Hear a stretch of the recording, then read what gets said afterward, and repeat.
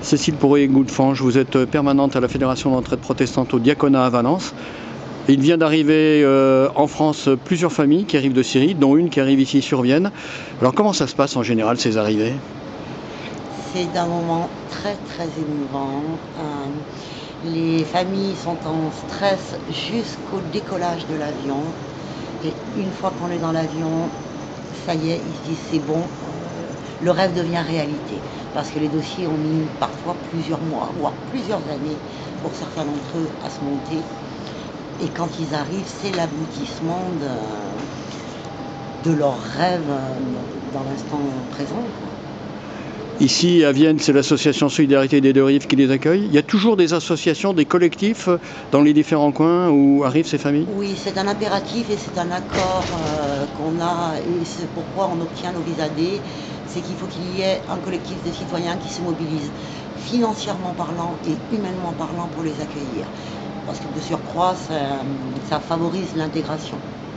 C'est des familles qui arrivent en fait légalement et pas sans papier. Oui, elles arrivent en tant que demandeurs d'asile, mais elles arrivent avec un visa D, et ça dans le but d'éviter les traversées type Méditerranée.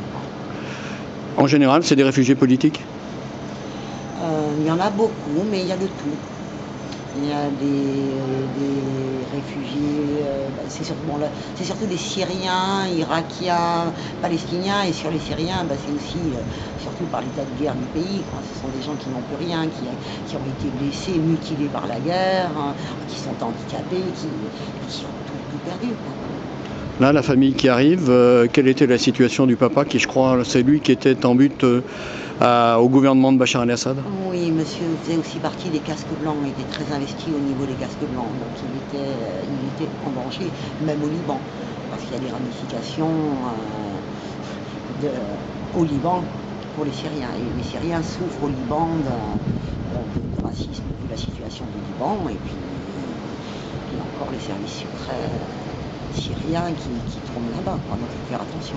Pour conclure, ces arrivées de familles se font dans le cadre de ce qu'on appelle les couloirs humanitaires. Est-ce qu'on peut redire en 2 mots qu'est-ce que c'est que les couloirs humanitaires?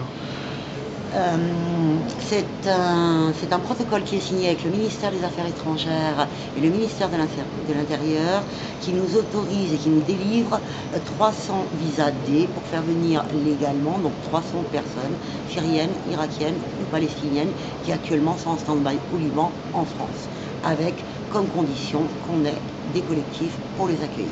Là, c'est la Fédération d'entraide protestante qui est l'intermédiaire, mais il y a d'autres ONG françaises qui font la même chose? Oui, il y a une ONG italienne, Sant'Eligio, avec lesquelles on travaillait sur le premier protocole.